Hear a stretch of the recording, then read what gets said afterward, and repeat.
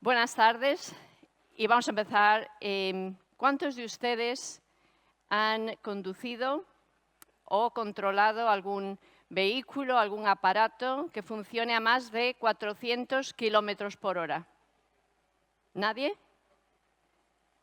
¿Y qué les parece si les digo que nuestro cerebro transmite y procesa información a 550, 560 kilómetros por hora? Claro que la verdad es que no mucha gente considera que conduce o controla el cerebro. Y esto es lo que venimos aquí hoy a hablar. Cuando encendemos un coche, funciona normalmente. Pero la manera que conducimos ese coche lo podemos llevar a una capacidad del 20, del 40, del 60%, ¿correcto? Lo mismo ocurre con nuestro cerebro. La manera en que activamos, que conducimos, que usamos nuestro cerebro, lo podemos llevar a una capacidad del 20, del 40, del 60%. Y ahora mismo estarán ustedes pensando, ¿y yo cómo sé si llevo el cerebro al 20 o al 99%? Bueno, pues vamos a hacer unas preguntitas que guíen su decisión. Si, por ejemplo, ustedes no duermen bien, si tienen alguna laguna de memoria, si se notan demasiado estresados, demasiado frecuentemente, si ven que les falta un poco de flexibilidad en la manera que afrontan el día a día, pues quizás digamos que se puede mejorar esa capacidad. ¿Qué hacer? ¿Qué técnicas? Es lo que vamos a conocer aquí y hablar ahora mismo. Normalmente hablamos, bueno, todos sabemos la inteligencia natural, la que tenemos, y ahora también se habla de la inteligencia artificial. Y cuando hablamos de inteligencia artificial, del ChatGPT y de todas estas novedades que estamos escuchando, oímos. Son estos modelos que tienen todos estos datos, esta información, a la que hay que darle instrucciones para que generen la respuesta óptima rápidamente. Entonces, seguro que ustedes, como yo, se han puesto delante del ordenador a hacer algunas preguntas al buscador. Por ejemplo, ¿cómo llegar de tal sitio a tal sitio? O alguna otra pregunta que se nos haya ocurrido. Dependiendo de la pregunta que hacemos, la respuesta que nos da el ordenador o el ChatGPT va a ser más precisa o menos. Cuanto mejor sea, cuanto más elaborada nuestra pregunta, imagínate que digo, hablando pues, de Father Anthony, ¿a qué hora es la misa en Cádiz? Pues a lo mejor me da una lista muy grande. Si digo, ¿cuál es la hora de la misa en la iglesia de San Antoni el sábado por la tarde? Me va a dar una respuesta muchísimo más precisa. Entonces, ¿qué es? Según se está hablando, al ChatGPT, a los sistemas de inteligencia artificial, se les está entrenando. Se está haciendo lo que es el prompt engineering, que es una ingeniería de la instrucción. Generar instrucciones que son más y más eficientes para tener cuanto antes una respuesta más y más precisa. Y entonces, la pregunta está, ¿qué va a pasar con nuestro cerebro? ¿Qué vamos a hacer? ¿Cómo vamos a tener que trabajar con nuestro cerebro para convivir con esa inteligencia artificial que está ahora más y más entrenada? ¿Por qué se dice esto? Por dos motivos. Uno, porque se está viendo que a pesar de todo el desarrollo, de toda la tecnología, de toda esta inteligencia artificial, del Internet y de todo lo demás, el nivel de enfermedades mentales está incrementando mucho. Hay cada vez más demencias, más depresiones, más gente que se encuentra más en soledad e incluso, no sé si saben ustedes, pero el coeficiente intelectual que ha estado creciendo sostenidamente a lo largo de los últimos siglos, se ha visto que se ha estancado alrededor del 2012 y 2013, porque están haciendo pruebas anualmente en todo el mundo. de coeficiente de intelectual. Y a partir del 2012-2013 se ve que no solamente no está incrementando como venía haciendo, sino que se ha estancado y degenerando. Además, las pruebas pues, académicas también están decreciendo. Es lo que se llama el efecto Flynn. Entonces, ¿qué es lo que está ocurriendo con nuestro cerebro? Y todavía más importante, ¿qué es lo que tenemos que hacer para cambiar esas tendencias? Y la hipótesis es que quizás, igual que se está haciendo con la inteligencia artificial, que es entrenar y dar mejores instrucciones, quizás es que le estamos dando a nuestro cerebro instrucciones que son o insuficientes o ineficientes. Y entonces, ¿qué es lo que tenemos que hacer para que esas instrucciones sean cada vez más óptimas y podamos tener mejor capacidad en nuestro cerebro y en nuestra vida?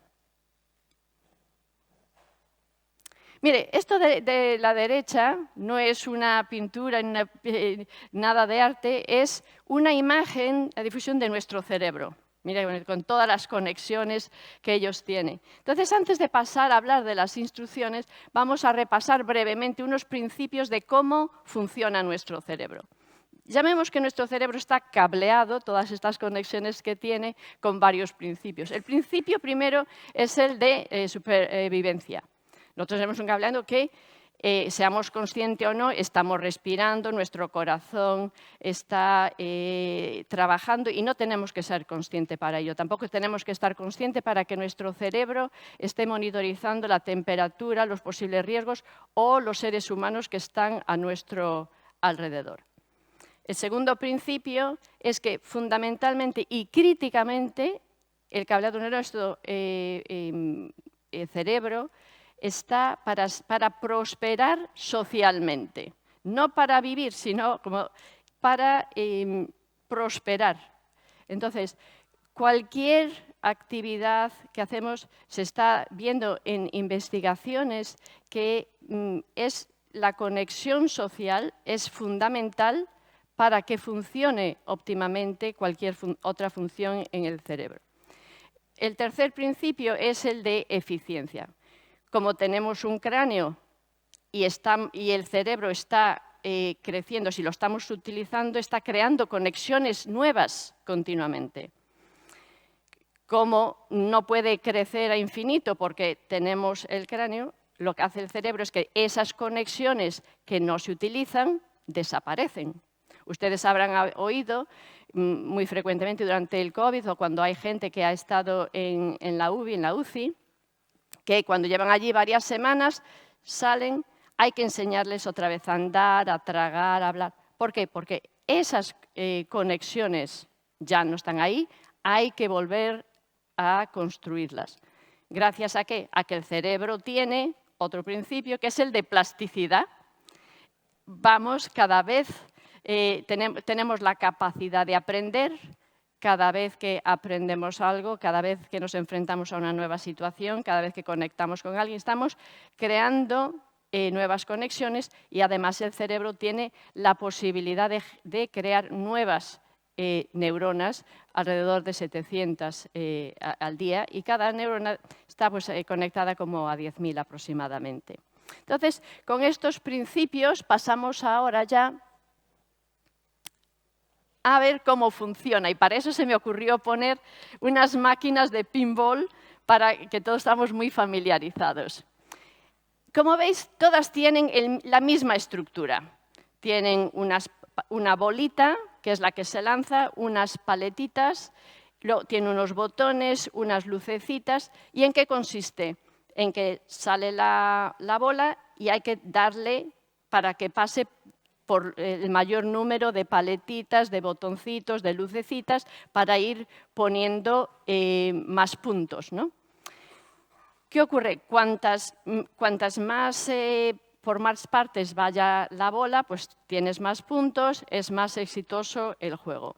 Como veis aquí, aunque fundamentalmente tienen todas las mismas partes, unas son, digamos, más densas que otras. La de la derecha tiene más densidad que la de la izquierda. Igual pasa con los cerebros, porque aunque todos tenemos estructuralmente lo mismo, hay una gente que lo utilizó más, que tiene más densidad en las neuronas, en la masa, y otros que tienen menos. ¿Cómo se hace esto? Pues utilizando. Y este juego vamos a jugar ahora como al pinball, pero ya, digamos, con el cerebro. ¿Cómo funciona esto en nuestro cerebro? Igual, si resulta que yo me levanto por la mañana y hago una lista de tareas, que es, yo me levanto, yo desayuno, yo voy a hacer, todo acciones muy pequeñas, bueno, pues imaginémonos, ¿en qué cerebro, qué estructura estaremos más? ¿En el de vuestra izquierda o en el de la derecha? Pues a lo mejor en el más sencillote. Si yo pongo tareas que están relacionadas, conectadas a otra persona, por ejemplo, voy a levantarme y voy a desayunar con mi marido, con mis hijos, con fulanito. Después voy a hacer tal tarea con mis compañeros del trabajo, es decir, con alguien, por alguien o para alguien. En la medida en que nosotros podamos hacer esto y que le demos mayor complejidad a la instrucción que le damos al cerebro en cada momento, estamos haciendo que los estímulos vayan a mayor parte del cerebro esté en acción y creando conexiones. Entonces, ¿qué tipos de conexiones se han visto que generan mayor actividad en el cerebro? Pues, como vemos ahí, en general tenemos, digamos, el cerebro siempre encendido, pero hay unas actividades que son las sociales, en las que estamos conectando con otra persona o para otra persona, y que estas hacen que nuestra actividad pase de ser más o menos lineal a ser como fuegos artificiales. ¿Por qué es esto? Dos razones que se ha visto. Cuando resulta que hacemos una tarea o una acción relacionada con una persona, el cerebro ya no está solamente enfocado en la tarea, sino que es con quién voy a hacerla, quién es, cuál es el pasado de esta persona, la intencionalidad, la postura que está haciendo, que no está haciendo, qué quiere decir esto para el futuro, cómo pueden ser estas expectativas, estas ambiciones, estas intuiciones. Entran elementos que están ya en partes distintas del cerebro y hace que toda mi acción, toda mi actividad vaya a ser muchísimo más compleja, pero además mucho más precisa y que dé todo más de mí. Hay otra razón que quisiera comentar porque es fundamental, y es que tenemos unas neuronas que se llaman las neuronas espejo. Estas neuronas tienen la función que, digamos, copian, son espejos porque están hechos para nuestra adaptación como ser social. Tratamos de adaptarnos al ambiente, como comentaba el padre Anthony. Entonces, por eso, también como decía él, vamos a copiar todo, las palabrotas y lo que no son palabrotas. Y requiere el que nosotros demos una instrucción para que pasemos de simplemente el copiar a hacer algo que sea quizás más constructivo. Entonces, estas neuronas, si uno está sonriendo, la gente que te rodea va a estar sonriendo. Si uno va a estar diciendo palabrotas, pues vas a crear ese ambiente. Si vas a tu bola, digamos, cada uno va a lo suyo, pues todo el mundo va a ir más o menos a lo suyo. Entonces, tenemos que tener en cuenta que las instrucciones que le damos al cerebro son, por un lado, beneficiosas para nosotros, hace que tengamos una vida mucho más de mayor bienestar físico, mental y de actividad, pero también alrededor. ¿Por qué digo que afecta a la vida física igual que a la mental? Porque se ha visto, y esta es otra imagen del cerebro, que en personas que tienen depresión o que se sienten solas, han visto que no solamente es que, bueno, desgraciadamente tengan depresión o se sientan solas, sino que tienen dos manifestaciones. Una, la activación del cerebro para la misma tarea es mucho inferior a la de un cerebro normal. Y esto se ha visto porque además se ve que la densidad de las conexiones en el cerebro son mucho menores. Es decir, el cerebro de una persona que se sienta sola, que no se sienta conectada a otro de manera que esté sincronizado con ellos.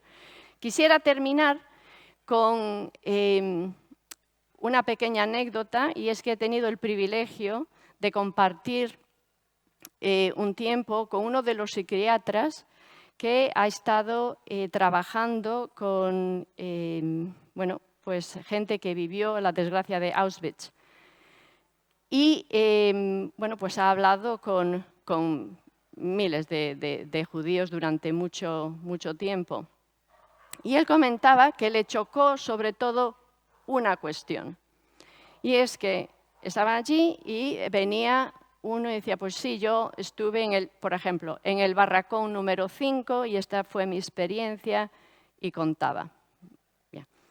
Al cabo de un rato, a la próxima semana, cuando fuera otra persona distinta, sí, yo estuve en el barracón número 5 y en este tiempo y todo lo demás.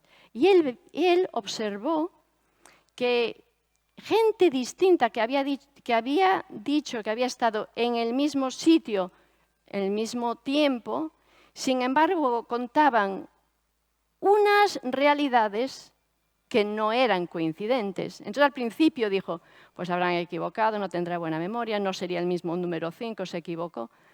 Pero al final, a lo largo de todo el tiempo, se dio cuenta que en realidad todos tenemos en el cerebro lo que él llamaba un escenario.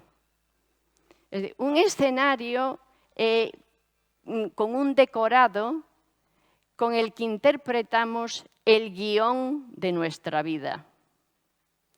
Entonces, si ese escenario que tenemos en nuestra cabeza, ese decorado, está conectado a otros, estamos pensando en nuestra madre, en nuestras familias, en nuestros amigos, va a ser un decorado mucho más esperanzador, mucho más resolutivo, mucho más feliz y alegre, que si tenemos un decorado que solo depende de mí, de mi éxito, de mi sueño, de lo que a mí me pase, de lo que a mí no, porque claro, ese momento que me llegue un trauma, yo me voy a hundir. Si resulta que estoy sujeta por una red de amor, de cariño de otros a los que estoy conectada, yo voy a poder salir adelante. Con esa pequeña anécdota hago la pregunta, sabiendo esto, ¿qué vais a hacer? ¿Os vais a conectar o no?